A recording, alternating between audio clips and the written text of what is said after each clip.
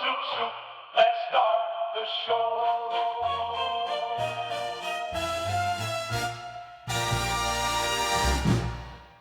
Welcome to the Neverdaily podcast, episode 341. 341 times. What's that old saying about You can beat a horse to death with water, but you can't make it speak.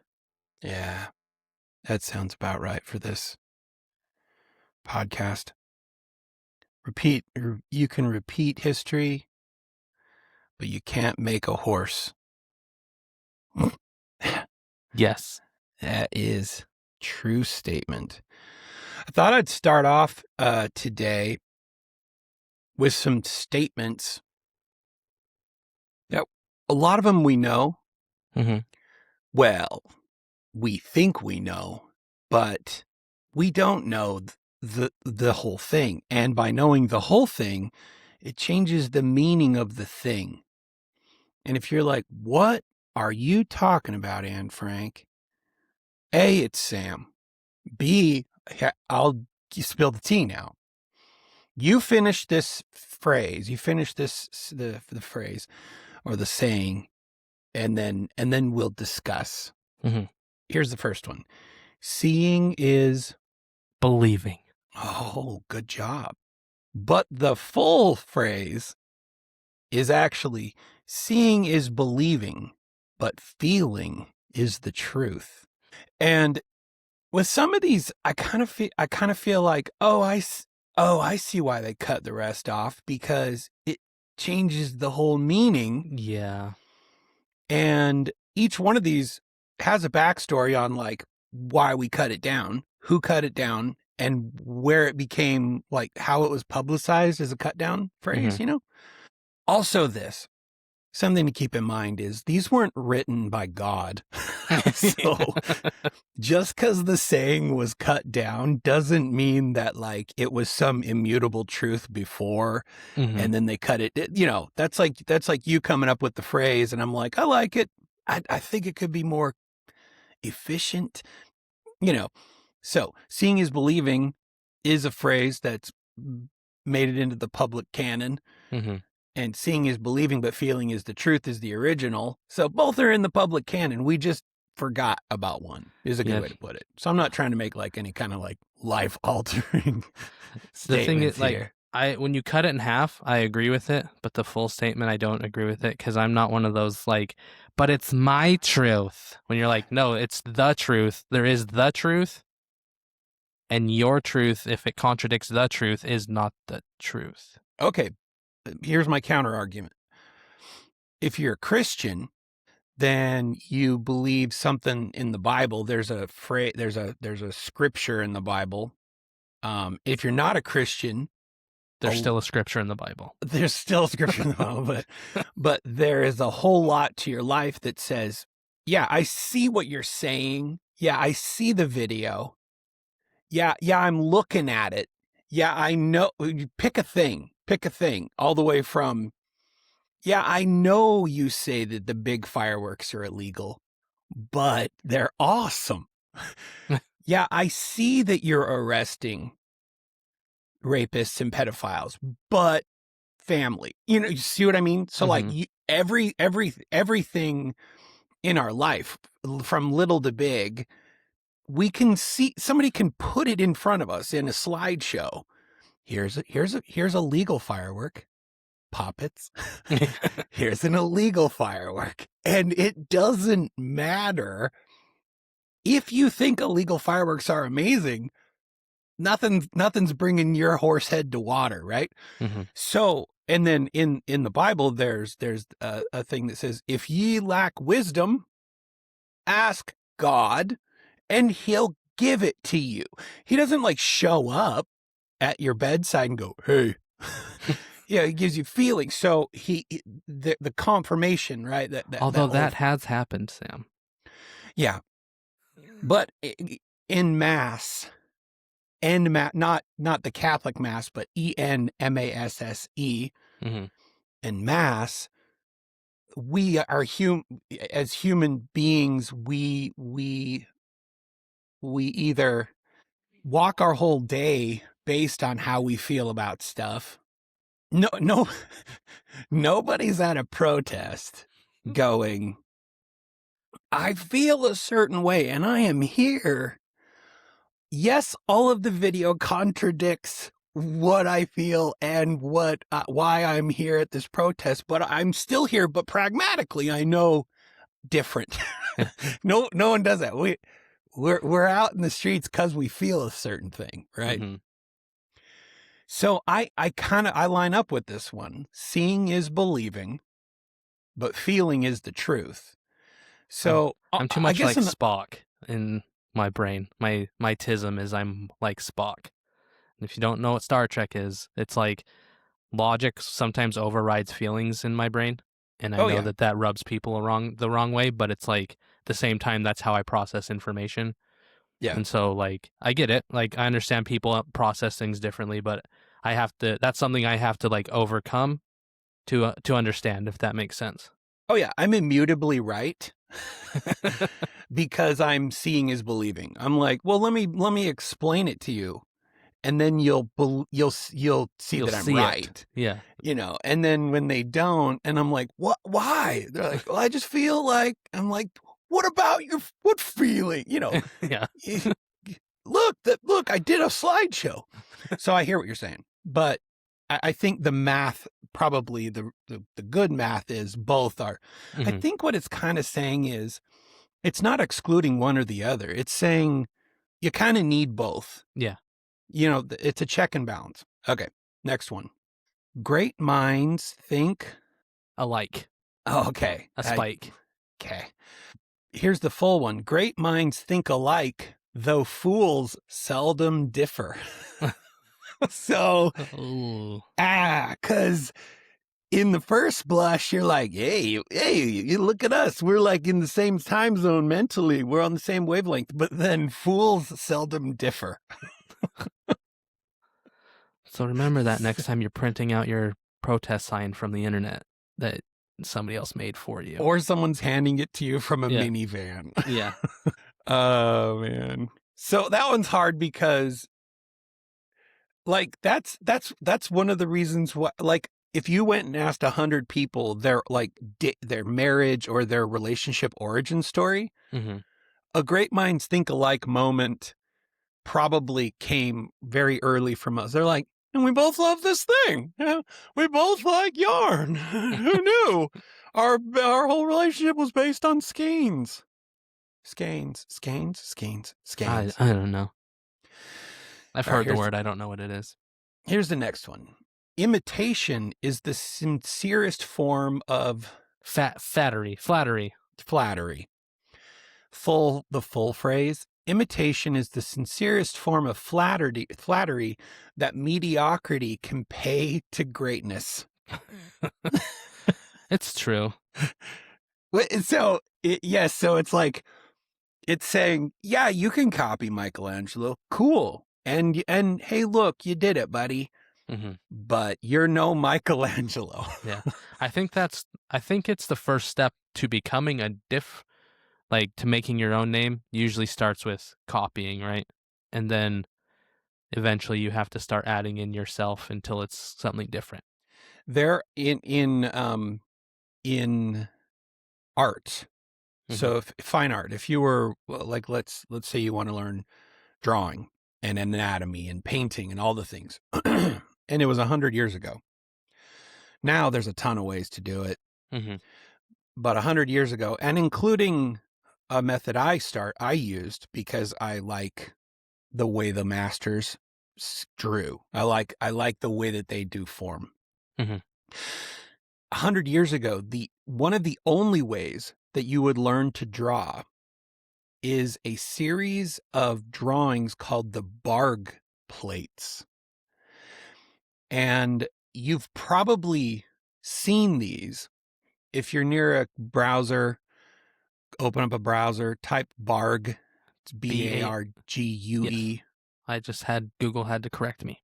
Yeah. The Barg plates. And you'll be like, oh yeah, some of these look familiar. Mm-hmm. All they are is a series of drawings of different parts of the body, different angles, different lighting. And 100 years ago, you would have sat in an art institute or under the tutelage of your mentor, and all you would have done is copy the barg plates. Mm-hmm.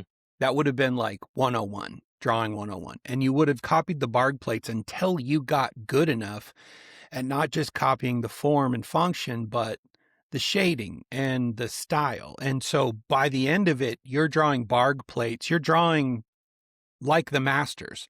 But it's, like you said, it's step one in a bunch of the artists that we know and love started drawing the barg plates. And you wouldn't be able to really tell one artist's barg plate drawings from another, because the whole point was dial it in.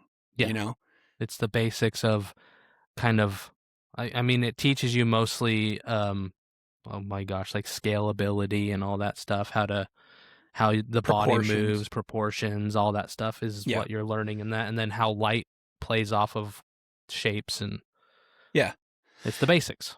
I mean, basically anybody that we admire, a Formula One mechanic, didn't start by going, okay, I see how you put the engine together, but watch this. No. They started by holding a flashlight while their dad turned a wrench and yelled at them. Yeah. That's how every mechanic started. And then they started under 6 other Formula One mechanics, having each one of them yell at them. I mean, anybody, even people that we feel like are super unique, they OG'd off of other OGs, like Banksy, like really impressive, but also akin to a whole lot of other graffiti artists. But what made him different is kind of what you said, which is once he understood all the rules, he understood how to use the medium to match his wit and wisdom. And I also think there's something in learning how to break the rules in a way that makes sense. Yeah. Because there's breaking the rules and everyone just looks and goes, that doesn't make, like, that's wrong. And then there's finding out how to break the rules in a way that makes sense so that people's brain go, oh, that's a new thing. And it looks good still. Exactly. Like barg plates teach you proper body proportions. But if you're Tim Burton, you learn all the barg plates, and then you're like, what if I made shins a half a length longer? Oh, look, it looks really weird and creepy, but I still like it. And then we all go, ooh, that's fun. So yeah, it turns your head. Okay, next one. And I won't pontificate on each one of these. Birds of a feather flock together. Birds of a feather flock together, and so will pigs and swine. I like how each one of these is sort of a bit of a bitch slap. That feels like a personal attack, to be honest. All right. Money is the root of all evil. The love of money is the root of all evil. So you can see why they cut the front of that one off. Yeah. Because, it depends on who you're talking to. Because, like, money is the root of all evil. It'd be hard to kind of preach that from a pulpit if at the same time you're like, money is the root of all evil. And you're Joel Austin. I shall now pass around a plate. Yeah. It's hard to say money is the root of all evil, but my name's Joel Austin, and I have like 3 private jets and 7 Rolls Royces. And... Yeah. God gave me that jet. All right. This one's fun. Blood is thicker than water. The blood of the covenant is thicker than the water of the womb. I'm kind of glad they cut this one down. Yeah.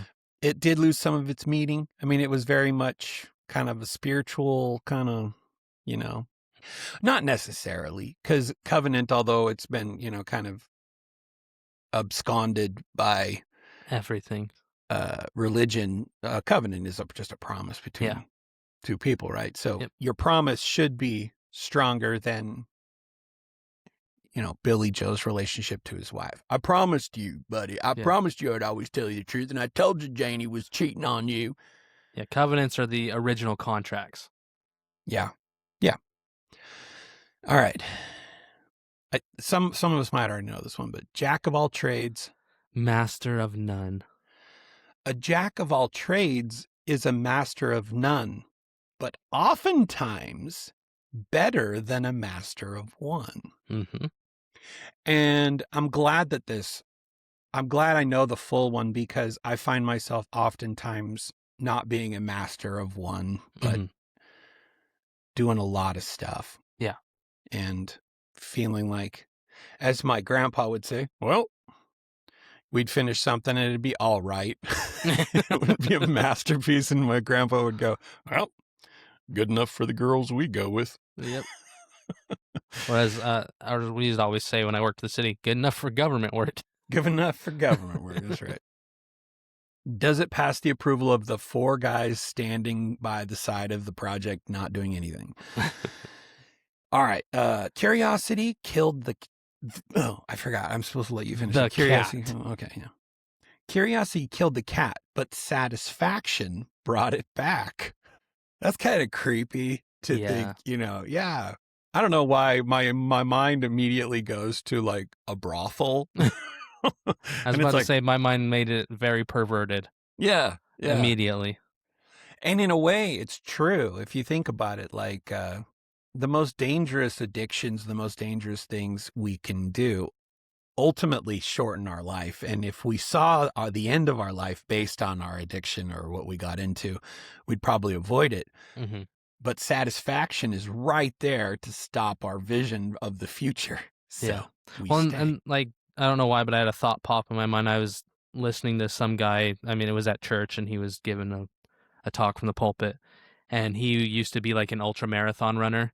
And he's like, I always thought running was good for me until I had to have my foot rebuilt 3 times, like both feet rebuilt 3 times, because like our bodies aren't technically made to be ultra marathoners. Yeah. And he's like, without rest. He's like, and that's the he's like, so you get the running high. He's like, I got addicted to the running high. I got addicted to, being 100% in shape. I got addicted to all that. And he says, and now I can't even walk up the stairs because my knees are gone. My feet are both have been rebuilt multiple times. He's like, I have more metal in my lower body than bone, in certain places. Yeah. And he's like, even things that seem good on the outside, you still need to moderate everything, even if it's, generally accepted as a good thing. Travis Pastrana is more T1000 than human at this point. Yeah. If he sneezes too hard, he passes out anymore. Like he goes unconscious. I'll bet. All right. And I like this one. Rome wasn't built in a sleigh. Rome wasn't built in a day. You're close, actually, because Rome wasn't built in a day, but it burned in one. I remember back in the day when we burned CDs, right? Mm-hmm. And I thought it was because I was a history head even early on in my life. I just really liked history. And there's a burning app out there called Nero Burning ROM. It's just called Nero. And I was like, aha, that's funny. And my friend's like, what's so funny about it? What's the well, joke? If you knew the origin, how Rome fell, Nero burned it down. Anyway, is that CD done burning? Yeah. Nero Burning ROM. I like that one. It's kind of funny. The proof is in the pudding. The proof of the pudding is in the eating. Because the proof is in the pudding doesn't mean anything. Mm-hmm. Like it's literally one that we cut up and why? Yeah. It's like everybody knew the whole thing. Mm-hmm. And so they just cut it down. It's like in the book Atlas Shrugged, you know how you or I might say, well, yeah, it is what it is. In the book Atlas Shrugged, everybody says, well, who's John Galt? Because everybody knew the significance of it, right? Mm-hmm. And then fast forward to today, and if I walk around going, well, who's John Galt? Nobody knows what I'm talking about.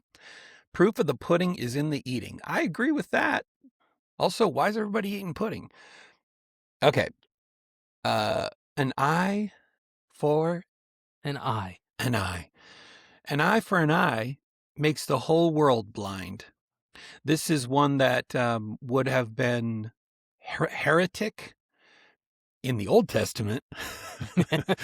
But as soon as Jesus came and peaced out, then everybody's like, nope, those are words to live by. All right.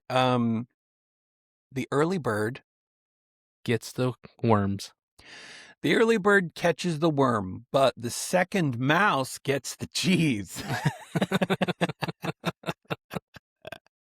Ain't that the truth? I like that one. I remember I had that on a slide that I would share with clients.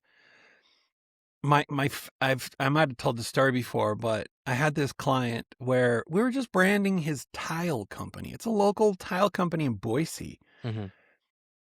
And I was like, okay, so tell us, like, what's your vision? Like, what do you hope? Like, what's a great day of like return on investment for you? What does that look like? And he talked for like 10 minutes, and all of everything he said was like, well, like Nike, like Patagonia.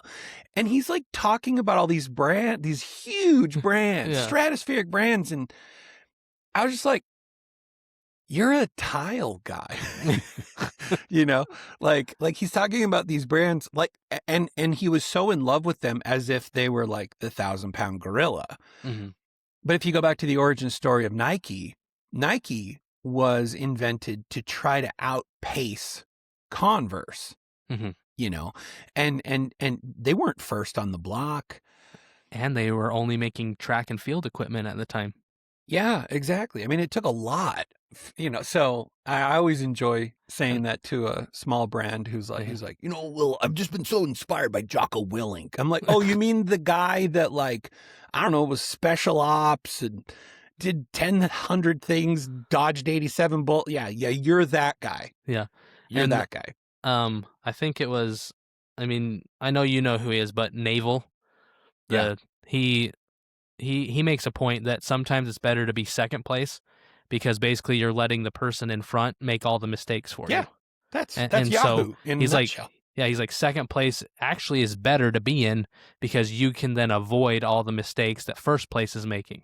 Yep. And so he's like, he's like being the best isn't always what it's cracked up to be. He said, but being like the best version of you is what it's cracked up to be. I always loved it when a client would come in and we were like, okay, explain your widget. And they explain it, and we're like, okay, so who's your market? And they're like, everyone. I'm like, no, that's not correct. Okay, here's the next one. I would put this one in the category of, this phrase probably if you had certain kinds of parents. And if you don't know it, you don't know it. It's like A or B. Mm-hmm. But I'll see if let's sample this. Pride goes before the fall. Okay. So you had those parents, because the only way you'd really know that is either you're a book reader. That's me, book reader. Yeah.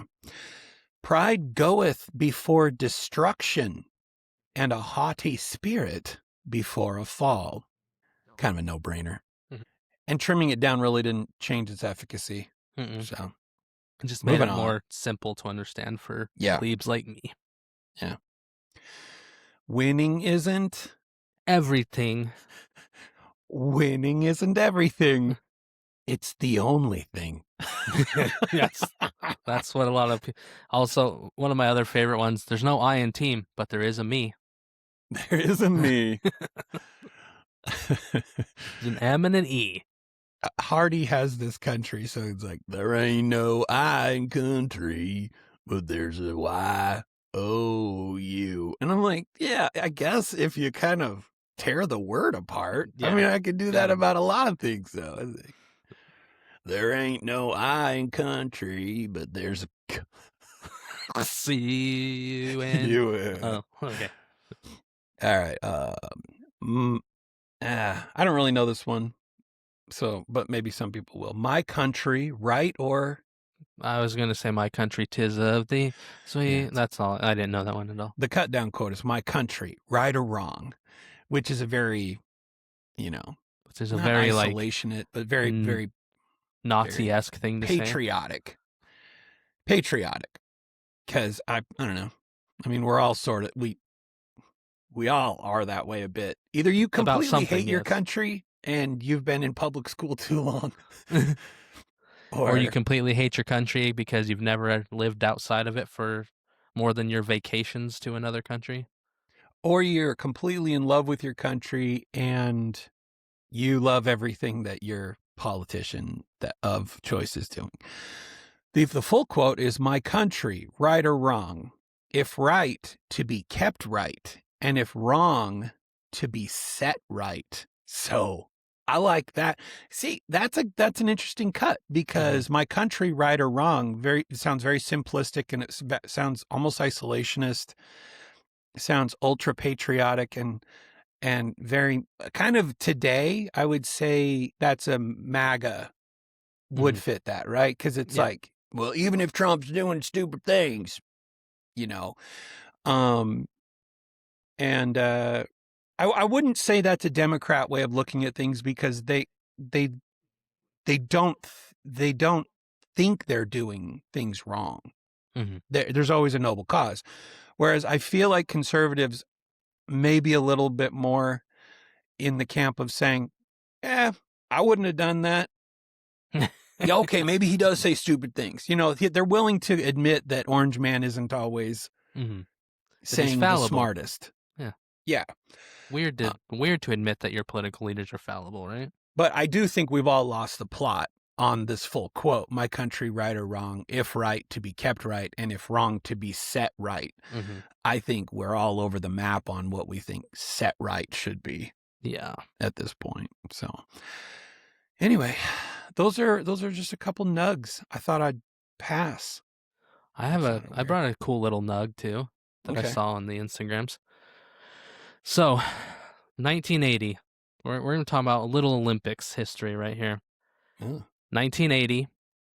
I mean, the miracle on ice, right? Like, right. There's a movie about it and everything. It's actually I actually really like the movie. I think they did an amazing job. So, if you know anything about the 1980 hockey team or watch that movie, there was 2 guys that they cut last from the hockey team at the same time. They're the last 2 guys cut. And it's like literally on the movie, you can see him cross the name out. It's also backed up by history. You can Google it, Wikipedia, whatever. So there are 2 guys cut at the same time, but one of the guys we don't care about. One of the guys, his name, last guy cut from the last time, and a little history. This is the last time America won a gold medal in hockey besides just winning this year. Okay. Yeah. 1980. Yep. The last man cut from the hockey team's name is Jack Hughes. Oh, really? On the 1980 hockey team, who just scored the overtime game-winning goal to win the gold medal. What is his name? Jack Hughes. Yeah. They're not related at all, but I just thought that was like, that's a crazy little like Edgar Allan Poe-esque thing. Yeah. Like where it's just like literally the last man cut from the last gold medal team, same name as the guy who scores the gold medal winning goal. Just pretty cool little snippet, little cool coincidence that happened in the histories of the Olympics.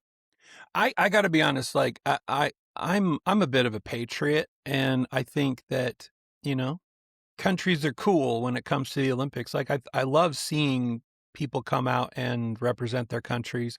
I don't give a crap what your country's political affiliations are when it comes to the Olympics.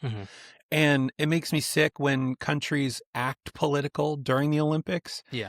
I don't like it at all. Like during one of the ice skating events, I believe it was Taiwan, was their skater was out. The whole Chinese delegation like left the arena. I was like, sounds about that's right. not cool. Yeah. I also think you're a total dirtbag, and I think there should be some preliminary assessment of your patriotism before you represent a country. I'm just really disappointed in people that go and represent their country and like, well, I'm not a huge fan. Yeah. Not a huge fan. Now you should be. Yeah. This isn't just you and your sponsors. Your sponsor is our country. You know? Also, you are benefiting the most from a country that lets you say that. Try being China and representing China and being like, well, I'm not a huge fan of, you know, the way we're treating the, you know, the Hmong people, or, you know, yeah, what we've been doing lately is kind of questionable. I mean, not everybody in my country, I'm not a fan of everything that happens. That guy won't even make it to the ice or whatever.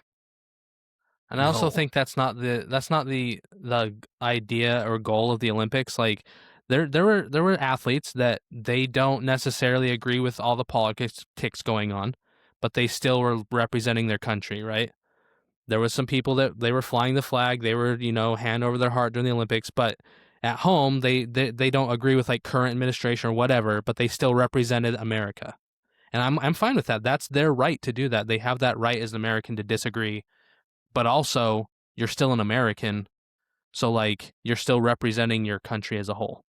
Yeah, and you don't have to use every platform for every. It's just like the Olympics were literally meant for countries to come together and unite, not for you to like. You can say all the shit you want as soon as you're, off camera, or go do all the podcasts you want after the fact. Go talk as much crap as you want, but it's just like you're representing all of us.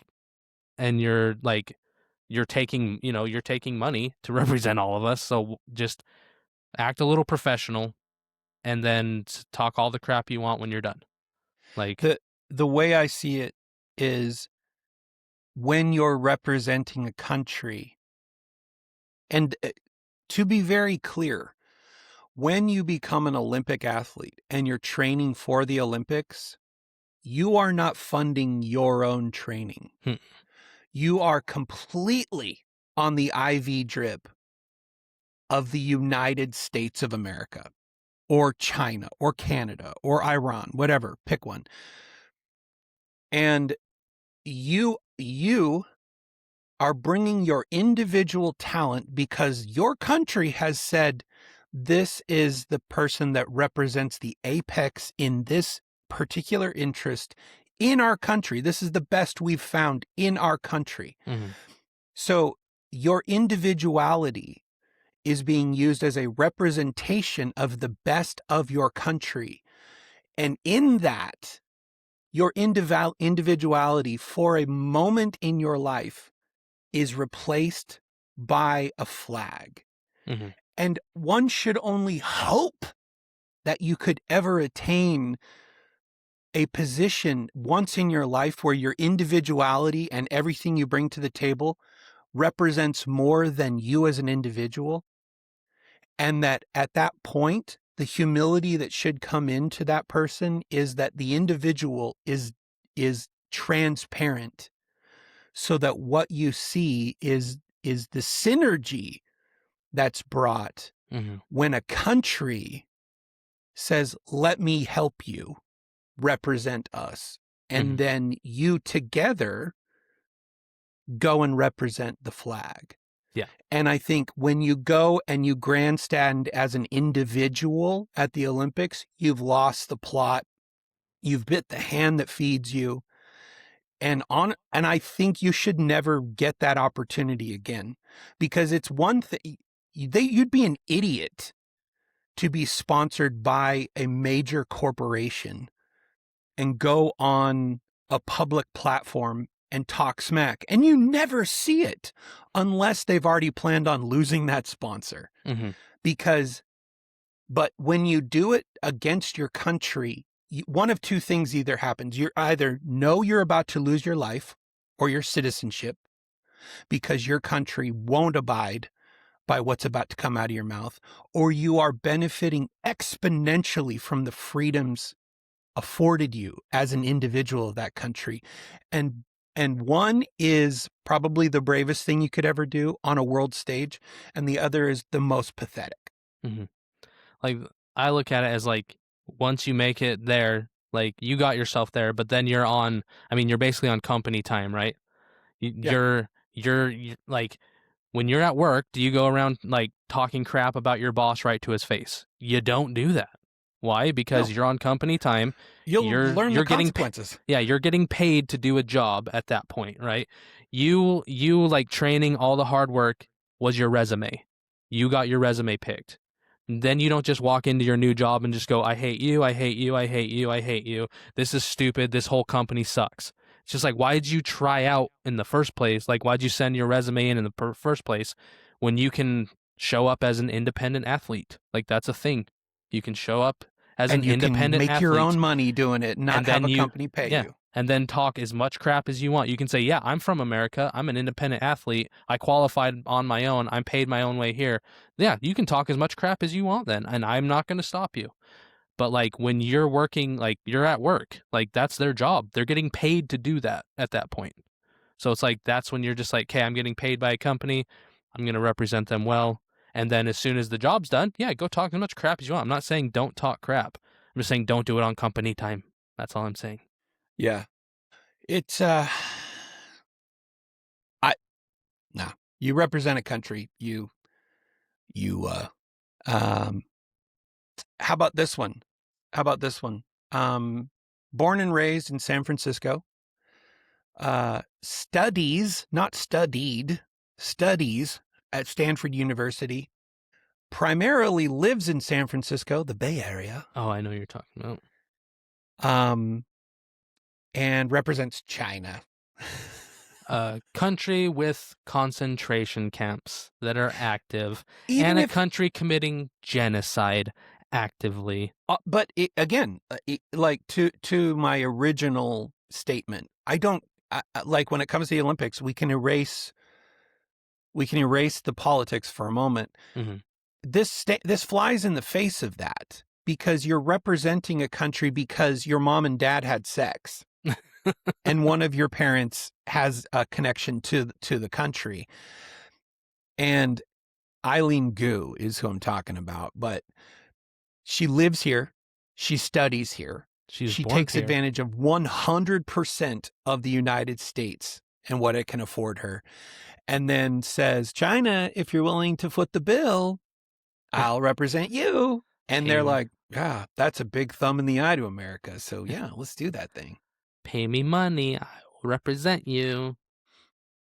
We keep running. I don't know if you know this. We keep running into major problems with CCP. No, not CCP. Communist China organizations on U.S. campuses. Mm-hmm. That we keep catching student organizations being sleeper cells and spy outlets for the Chinese government. And in my head, I'm like, why are we letting this happen again? Why? You know, I don't know. I've kind of got strong opinions, I guess, on some things. Like if you're a senator and it is discovered that you were dating a Chinese spy, maybe you should lose your job as a senator. Maybe that should be a thing. But no, apparently not. It happens. Get a promotion. It happened a couple of years ago, and we just caught another one. I think it was a mayor. It's like, what's happening? Or when you marry your brother to stay in the country. Yeah. I don't want to predict the future, but I think that one's going to come back to bite her. Mm-hmm. We're talking about Ilhan Omar there. Anyway, Olympics. Yay. I've got a couple things from our friends at This Is True. Wrong kind of beaming. A man in Ormond Beach, Florida, left his keys in his BMW, and soon after, his car was gone. What? Sheriff's deputies spotted the car going over 130 miles per hour before it crashed and burst into flames. Volusia County Sheriff's deputies pulled Calvin Johnson, age 36, from the wreckage just in time. Quote, "You saved me from the aliens," a grateful Johnson told a deputy as recorded by his body camera. Later, the camera captured the deputy instructing Johnson to, quote, "Put your hands on my car." Johnson replied, "Yes, sir, I teleported." He what? He claimed he teleported into the car. Star Trek style, he said. Johnson was charged with grand theft, plus driving with a canceled, suspended, or revoked license. He wants to call his lawyer, Montgomery Scott. I love that one, because, like, he's like, no, I was just walking, and then suddenly I am transported into a car that is moving at 130 miles per hour. Thank you. Yeah. It's a variation on the Tommy Boy defense. Bees! The car's full of bees! Stay away! It's been a while Run! since I've watched that. I'm allergic to bees. Yeah, let's get the hell out of here. All right. Face the Music, Part 2. Ooh. Florida, too, is deploying automated systems to look for guns in schools. Oh, yeah. Remember all that in a bag of chips where they caught a kid with a Dorito bag? Yeah. So this is another one. Yeah, this time, Lawton Childs Middle School in Oviedo went to code red when its automated weapons detective system detected a student carrying. Oh wait, I've read this one. How did I miss this? Because it happens more than once. Yeah, happened. This one, maybe it was a different band instrument, but this one was carrying a clarinet. Yeah, there's another kid somewhere who was literally doing finger guns. Oh, on the that's playground. What it was. Yes, and he got the system flagged him, and then the Dorito bag got flagged as a gun, and it's just like, okay. And it shouldn't make the news because someone at the school should be the human eyeballs to say, oh, caught that, cancel. Not caught that, somehow it made it to the news. Like, what's happening? Nothing else from our schools makes it to the news. Yeah. You can't read, then that's fine. Yeah. Your child tried to shoot up our school. We're going to hide that. Yeah. Just shush. Nothing happened. Halt in the name of the hashtag. It seems a driver in Antioch, California, cut off a red pickup truck and got pulled over. Then the police intervened. Quote, "You put your red and blue lights on?" A cop identified as Officer Yeager asked the truck driver. Antioch PD recounted. Quote, "That's illegal, bro. You can't have police lights." He says, "I didn't know that," said red pickup, who explained that he had seen the lights advertised on social media. Quote, "TikTok cops will not be tolerated in Antioch," the department said. Quote, "Impersonating the police is a crime. The otherwise unidentified TikTok cop was arrested." This gives new meaning to social media policing.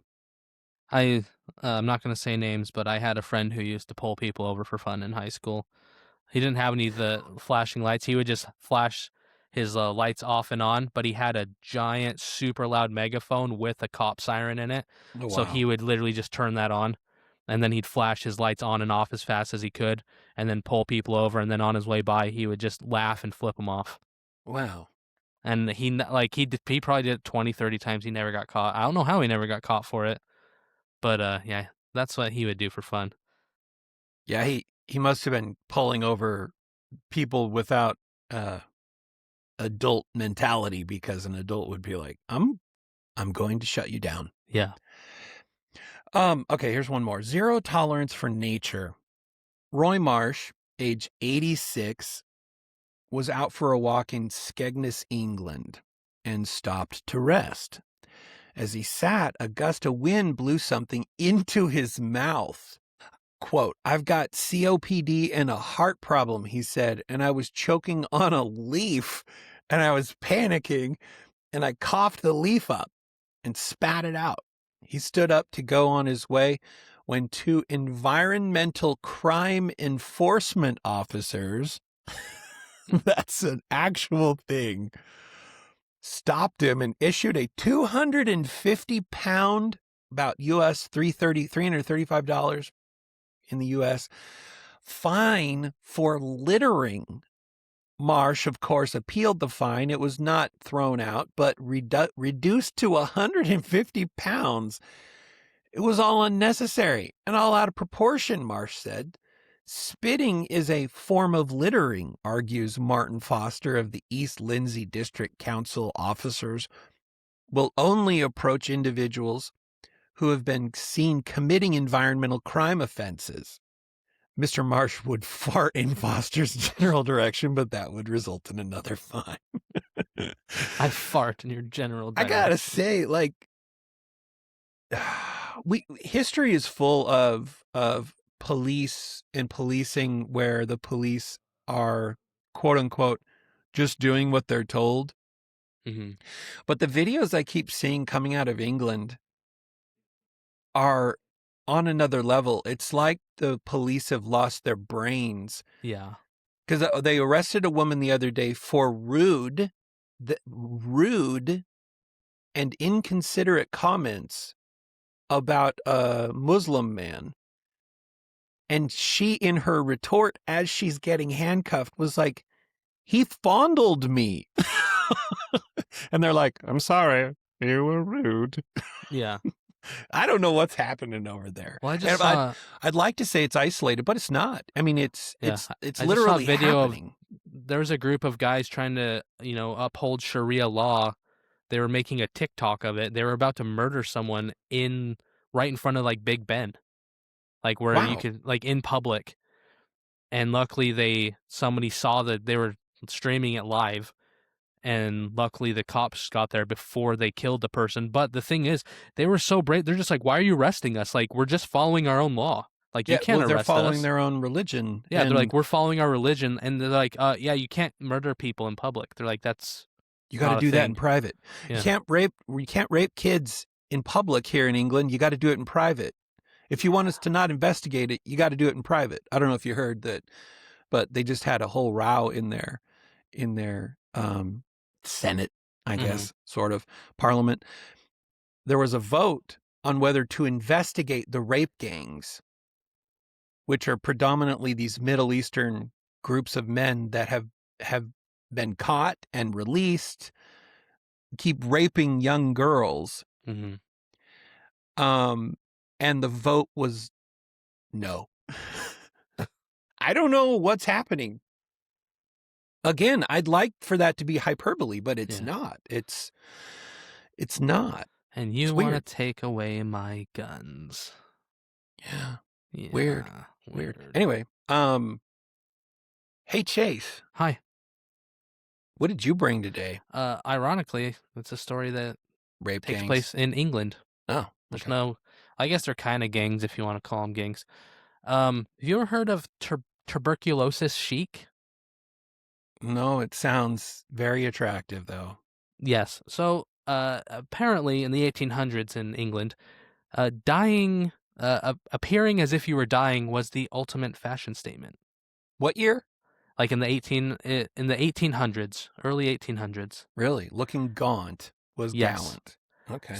So women looked at tuberculosis patients and thought, you know what?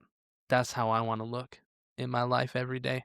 Yeah. And this isn't a joke. This isn't like, well, it is. I'm going to make jokes, but this isn't a joke.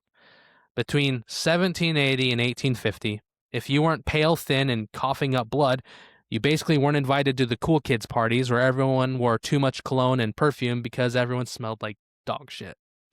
Because bathing wasn't that big of a deal back then still.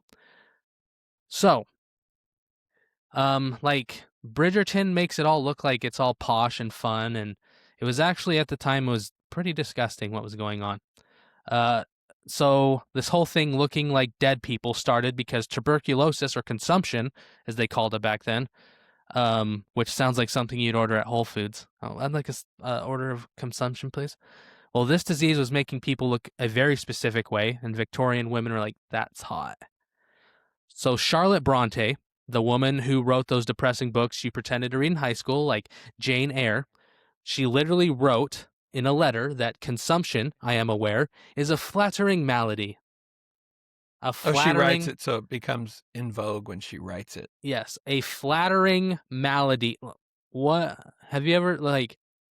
Yes, and it's very horrible what happens, but it makes you look good. So the Bronte sisters were weird.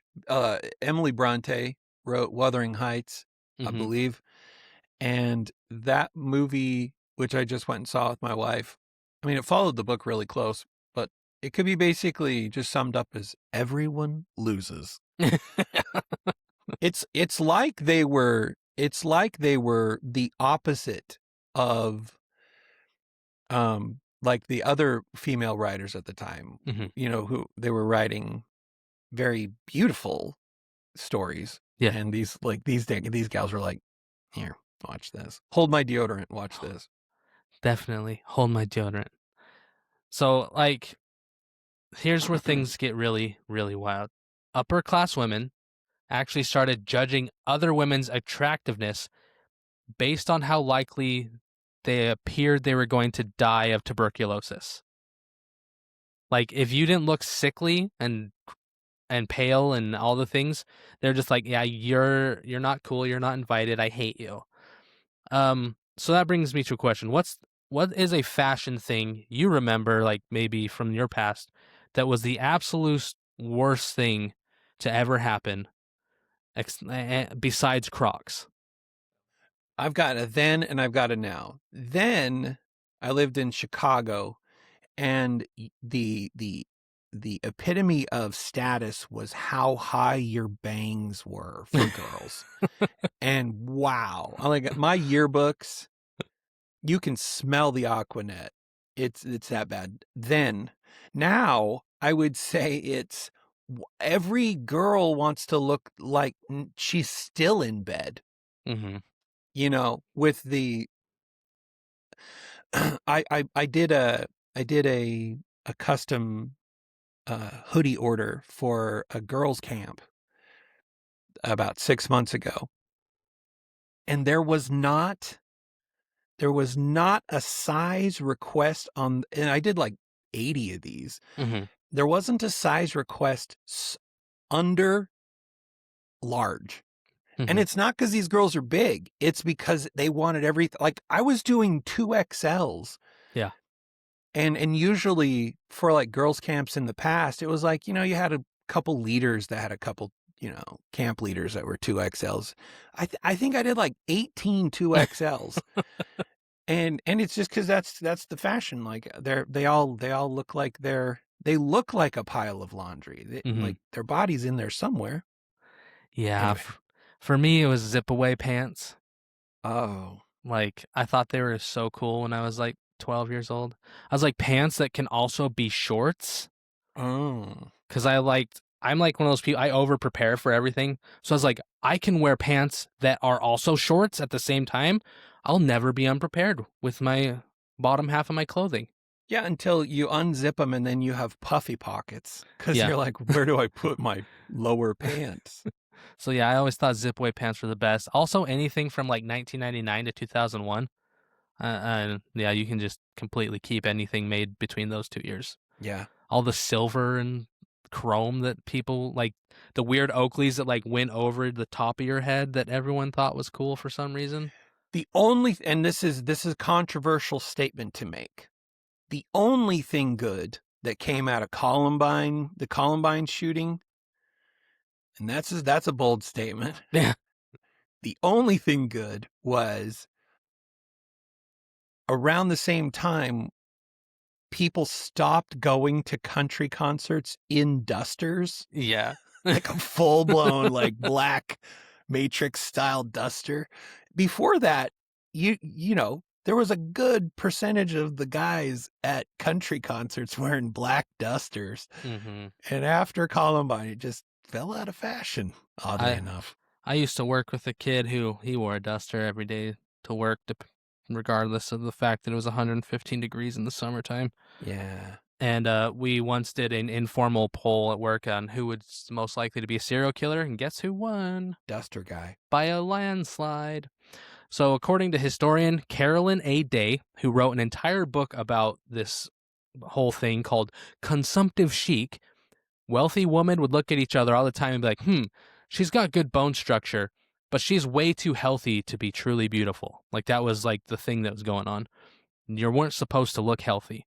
Wow. And like, to be honest, a lot of times if you look at fashion models over the years, like that happens. We still kind of do that. We kind of put these unrealistic expectations on people. Yeah. And that hasn't changed since a long time ago. So these posh women, the one who were attracted to dying people, they started cosplaying as the soon to be deceased.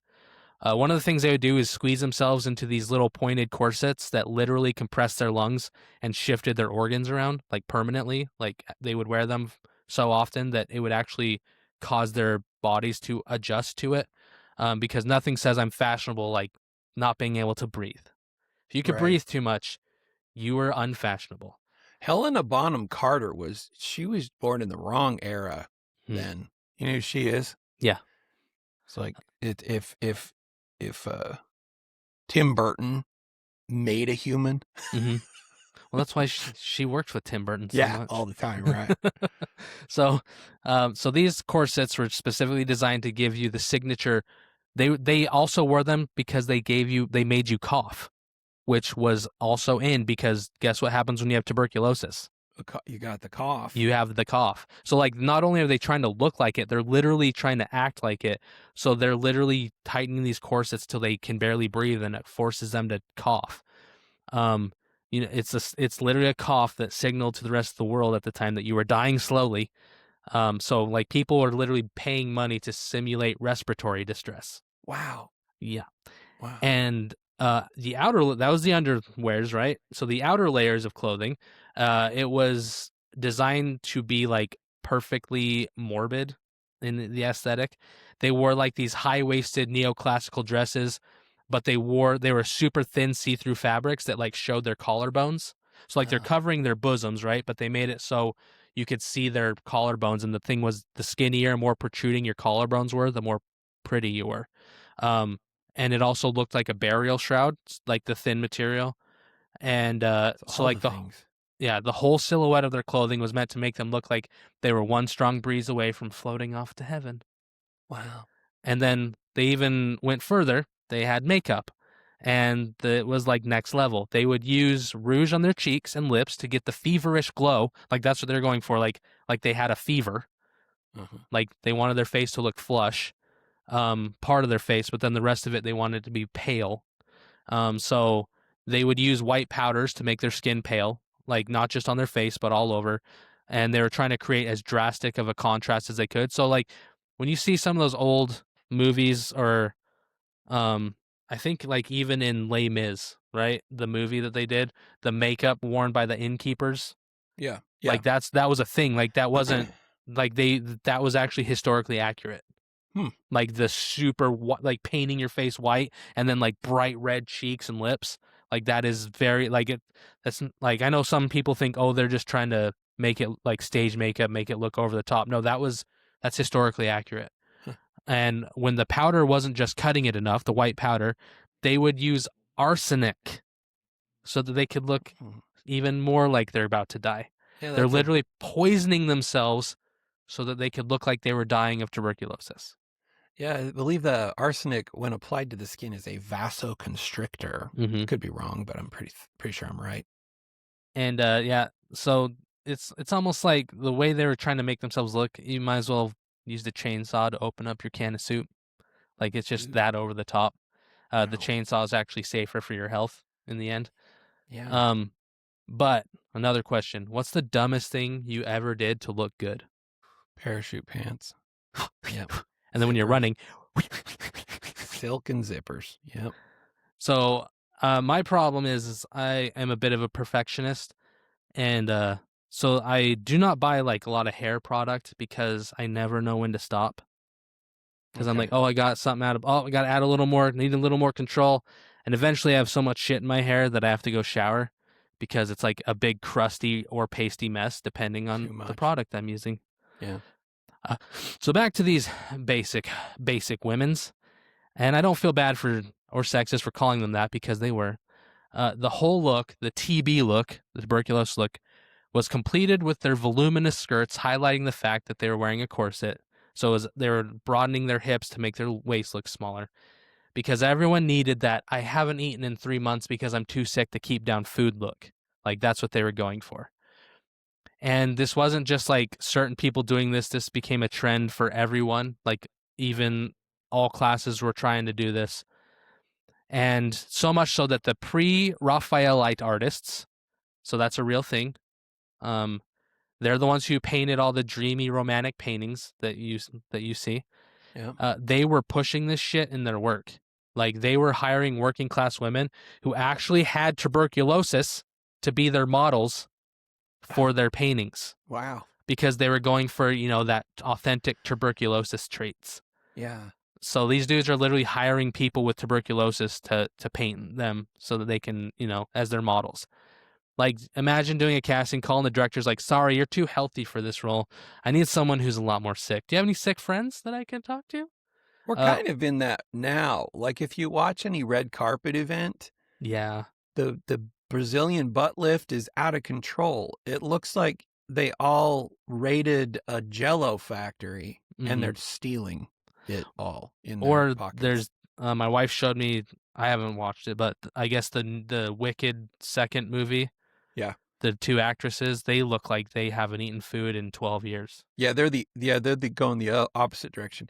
Also, the gal that plays the witch, somehow her fingers have gotten longer, and that's weird. Shouldn't happen. Yeah, limb lengthening apparently I didn't realize is a thing. Yes. And a lot of short kings will not a lot. I shouldn't say a lot. Like it's quite an investment, but there are guys on the Instagrams that show their progress of getting their like legs lengthened, like they add bone. Yeah. It's wild. And it can go really bad really quickly. So yeah, the whole looking dead thing became so embedded in culture at the time that they even called tuberculosis the romantic disease. Like they're romancing getting tuberculosis. Like nothing says romance like coughing up blood and wasting away slowly over the course of several months. Like nothing says romantic like that. And by the way, free advice. If anyone ever says that that's what they like, just run away from them because they're crazy. The dying look was considered especially attractive in respectable women, all the rich ladies and the ladies whose husbands had titles, because apparently if you looked diseased, it meant you had especially good breeding. Because, in England, they used to talk about people's breeding all the time, which is kind of weird. But that was a thing, like, oh, the sicker you look, oh, you must come from good stock, which doesn't make sense. Like, when you think about it. It's the pendulum shift, too, because just prior to that, 1700s, early 1800s, you were seen as virile and healthy if you were chubby. Yeah. Well, that's in third world countries still. Like when I was in Madagascar, like that was a sign of wealth, was being a chubber. Really? Yep. And so you saw a chubby person like, oh, they have money. And like, so like achieving the tuberculosis look was incredibly difficult. Like you can just imagine the corset, the clothes, the makeup, dieting yourself to near starvation. Like it wasn't easy. Some women were so committed to the aesthetic that they were essentially engaging in slow motion suicide for fashion. Yeah, I was going to say. By the mid 1800s, though, when scientists started figuring out that diseases were caused by germs and not moral failings, suddenly trailing skirts, which had been part of the consumptive chic look, like oversized clothing, were being criticized for spreading disease because you're literally walking through shit all day. Yeah. And it's dragging it into your house, and then you're touching everything. And so, yeah, people started changing their clothing at that time. And people stopped wearing health corsets because they couldn't have these big voluminous dresses anymore. Because they started bathing more because they're like, we need to be clean. Like, who would have thought that was going to do things? And finally, the whole tuberculosis chic thing died out, pun intended, when people realized that tuberculosis was actually linked to poverty. Oh. Weird, huh? Like, oh, only poor people get it way more than everyone else? Ew, gross. I don't want people to think I'm poor. Yeah. So then people were like, I don't want to look like I have tuberculosis anymore. So turns out when your beauty standards are based on a disease that kills poor people living in overcrowded, unsanitary conditions, people stop thinking it's cool. And by the early 1900s, a health reform movement was going around promoting robustness and physical fitness as beauty ideals instead of death. So women collectively looked around and went, wait, maybe looking like we're about to shit ourselves while vomiting isn't actually what we want to look like anymore. Yeah. But for 70 years, though, tuberculosis chic was the height of feminine beauty, and until it wasn't, overnight.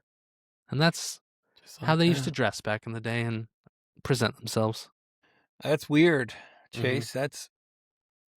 That's unfortunate. What did you bring to us today? I brought a story that sounds like it was written by a guy who fell asleep watching the History Channel and woke up to some Kafka-esque scenario where he's stuck in a cereal box.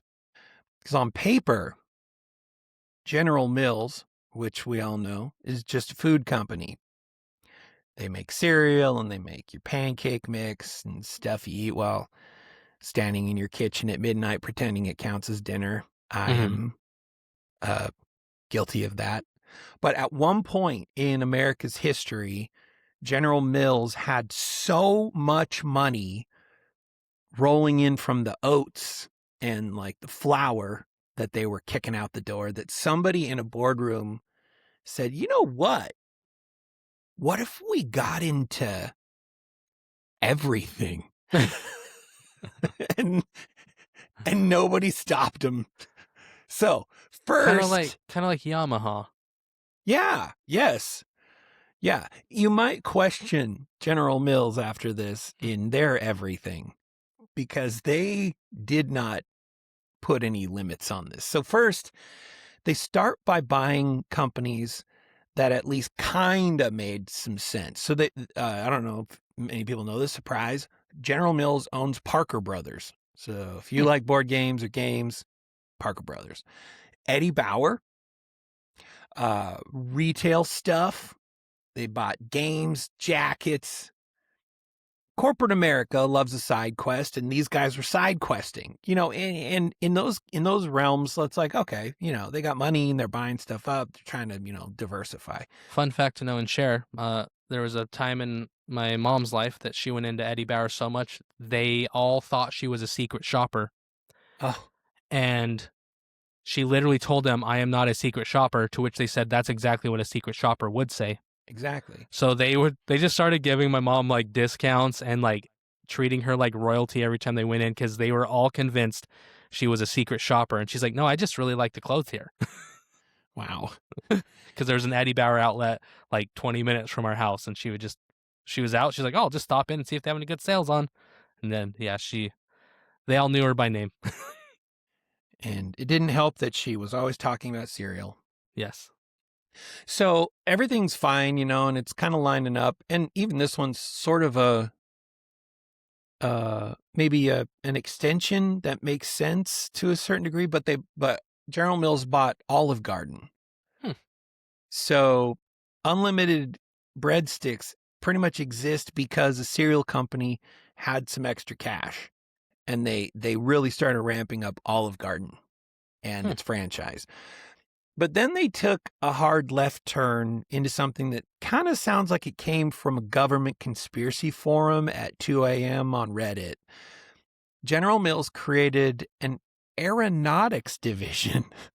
So the same people that are making Bisquick started designing these high altitude spy balloons just because nothing says national defense like a company whose mascot is literally a smiling bee. And this is where the story goes like weirder and a little bit unhinged. So after they started messing around with balloons and atmospheric science and stuff, they got into ocean research too. That's a As you natural do. progression, right? So deep sea exploration, submersibles, like real Jules Verne stuff. And they helped build one of the most famous research subs ever, Alvin. So General Mills helped build Alvin. Alvin was this little deep sea vehicle that it went places humans, we have no business going. So pitch black and crushing pressure, kind of water where if something taps on your window, you just are going to accept your fate because you shouldn't be there anyway. Now, here's where the military comes in because the military always shows up. They start building extremely powerful weapons for the military. They immediately start misplacing them. The military is building these powerful weapons. And as the military does, sometimes they immediately misplace them. Mm-hmm. In 1966, an American bomber collided with its refueling plane over Spain. Mid-air crash, big fireball, wreckage raining down. On board the plane, hydrogen bombs. So 3 of them fell onto Spanish territory. None of them detonated. And we know this because Spain is still there. And it continues to exist to this day. But one of the bombs dropped into the Mediterranean. So now the Navy's standing there going, okay, we lost a nuclear weapon in the ocean. Who do we call? Somehow the answer becomes, why don't we call the cereal people? So the Navy calls in the engineers behind Alvin, the same folks connected to General Mills, the same corporate family tree that includes Cheerios and your cake mix. And Alvin goes down into the ocean and actually found the bomb, which is kind of incredible because I can't even find my phone when it's in my hand sometimes. Has this ever happened to you? It happened to me yesterday. You're using your phone as a flashlight to look for your phone in the dark? For my phone, yeah. Where is that? So you'd think that would be the end of the story. Like, okay, you really pushed it. You've shown you can do more than, Frosted Flakes. But it isn't. So corporate food company helps recover a lost nuclear weapon. Everyone shakes hands. Back to breakfast products, right? No, not General Mills. Fast forward about 20 years and the Navy loses something else. This time it's not a bomb. It's an entire nuclear submarine. Whoopsie. So at this point, losing nuclear hardware is starting to kind of look less like a tragedy, more like a hobby for the military. So once again, they bring in Alvin.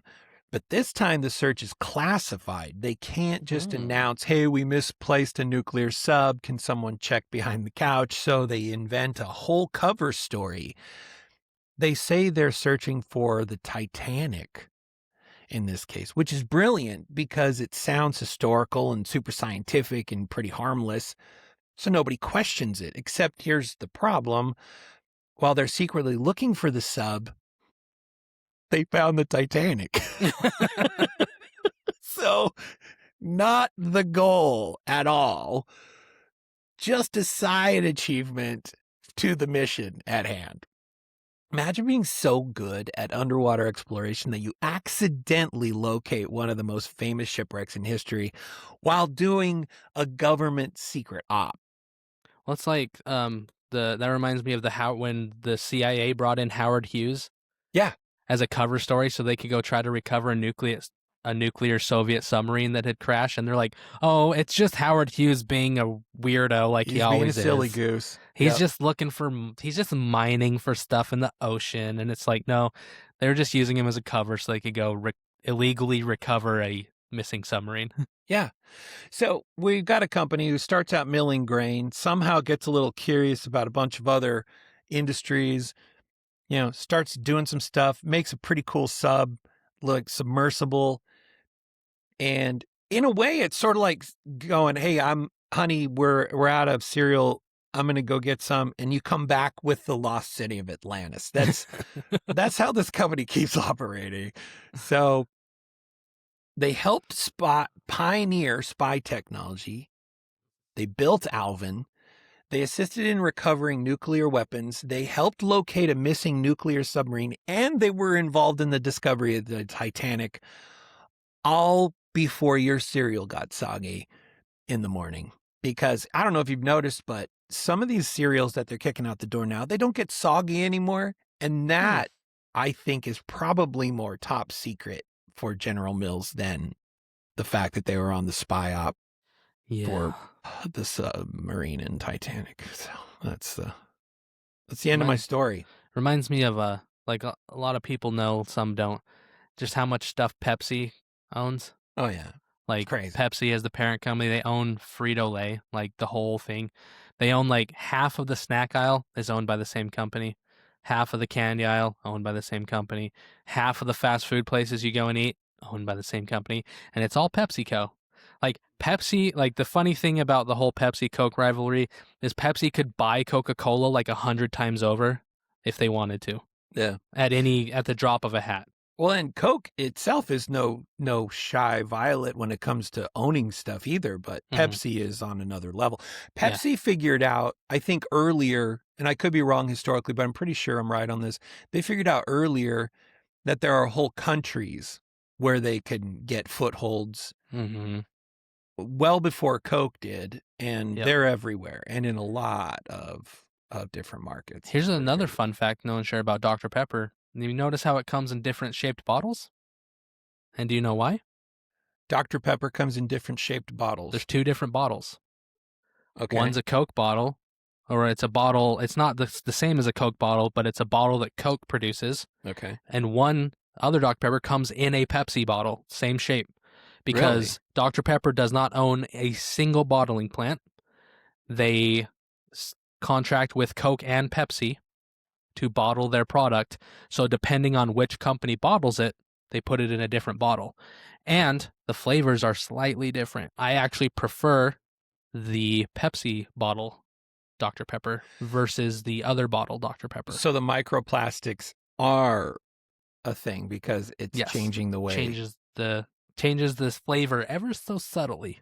Weird. That's creepy. That's a fun fact to know and share. I don't know why I know so much about. So this is what my brain holds on to, is that kind of information. Nothing important. Only stuff like that. My brain will hold on to it forever. Good thing we got a show where we can talk about that stuff. Yep. Well, I can talk about it for a little while longer, but that's a different story. I'm out of stuff for today. Oh, I was just gonna. Should we tell everyone then? This is like my last. Yes. This is my last consistent time being here, everyone.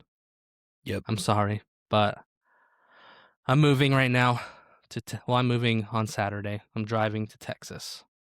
Stopping in Utah for a month where I'm having a big boy job. I'm doing some government contract work for a month before moving on to Texas. And so I won't be able to record at this as much and at the same time. So I'll still be back though, just not as consistently. Well, and I've had a dream for the show of, picking up the other creators who have nighttime routines when it comes to recording and stuff. So hopefully, maybe if my dreams come true, you'll be able to jump on for some evening takeovers. I know Kevin's been around to do that.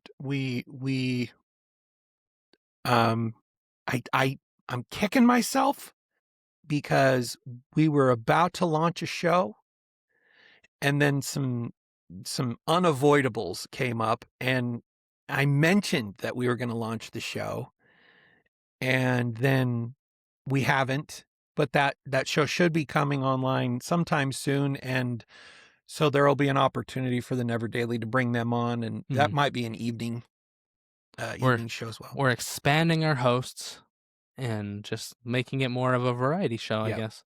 So not only will the topics be variety, but we'll have different hosts and different takes and all sorts of fun stuff. Yep. I've got a list of people to have on, and I'm excited about it. And some may be more regular than others. I might even do a solo Neverdaily, which would feel very much like a Fun Facts to Know and Share, if anybody remembers when I did that show. So I kind of miss doing that show. It was a lot of fun. Also, the theme song for that show was a banger. I miss that. So change is good. Change means growth, and I have to go help out some government contracts. Like, I'm not trying to toot my own horn, but there's only like less than 10 people in the world who can build a certain thing. And they called me because I used to do that all the time. And they're like, hey, we need some help. And I was like, cool, I'll come help. Pay me money. And they're like, we'll pay you money. And I was like, cool. I like money. Did they It sounds show cooler up? than it is. It's just a really small company that makes very specific stuff. Did a helicopter land in your yard and then they came up and they were like, we just need you for one more mission? And you were like, I'm retired. I've given up that life. They're like, just one more time, what your country needs. And you're like, I'll do it for my country. Yeah. Is that how it went? Pretty much. If you've ever landed safely in an airplane, at a major airport, I probably helped you do that. Let's just put it that way. Oh, The man. stuff I made. So you better freaking trust me, because your life is in these stubby little fingers God, it sounds for at least like in my head. I'm for just while you're flying. Sarah McLachlan's "In the Arms of an Angel" is just playing while you say that. Like, you are the reason we all land safe, Chase. I really hope that the person who said I don't know how to read is listening to this, because they obviously think I am an idiot. So I want them to have a fear of flying forever, thinking that, yeah, I built some stuff that your life's depending on. Yep. You were in charge of all the W bolts, but accidentally made a bunch of M bolts. On accident. And 3 bolts, too. Like, I had these weird Really chic 3 bolts, janky too. 3 Yeah. bolts. Yeah. And you E did. bolts. Same thing, like, E just, bolt. yeah, just, a Greek E. yes. Mix 'em Well, all we up. we wish you luck. We wish you safety and joy in your travels. And this won't be the last time we see you, but Nope. But I'm just going to be really busy for a month. So every time there's a change on the show, people freak out for no there's reason. there's 2 things that happen. It's like there's always the reviews that are like, "Look, he did it again. This guy's such a loser. Nobody wants to work with him."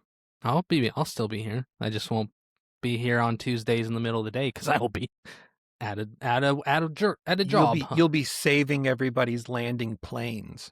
I'll be inhaling tons of solder smoke, lead-based solder, delicious, All right. my favorite kind, and making cuts to the 1,000th of an inch. So That lead-based solder is, fun fact and share, made by General Mills. Just kidding. I don't know that for sure. All right, folks. That's also, it. Loctite is very delicious. Yeah. If you've ever gotten Loctite in your mouth, and I've gotten it in my mouth a lot, it is delicious. So be careful. Don't keep that stuff around kids, because it literally just tastes like candy. Well, it could be the same stuff that keeps your honey lid from ever coming off again. Yeah. So maybe that's why. Red Loctite it if you want it permanent. Blue Loctite it if you want it semi-permanent. That's all to say. Just remember that, folks. All right. Well, that's all we got for today. Next episode will be me and a guest, and we're bringing some new life. We might retire emo music for a period of time, Chase. I hope you're okay with that. I didn't even do a lot of emo music. No, but I did some. Yeah. What's funny is what you think isn't emo. No, no one can ever blame you for being inconsistent in what you like. It was never a phase, Mom. It was never a phase. Yeah, for sure. All right, everybody. We're out. See you on the next ep. And I'll Soup. see you down the road. And Chase will see you down the road in the arms of an angel. Yes. Every time you land a plane, Chase will be there for I'll you. be there. All right. Soup. Bye. So, let's start the show.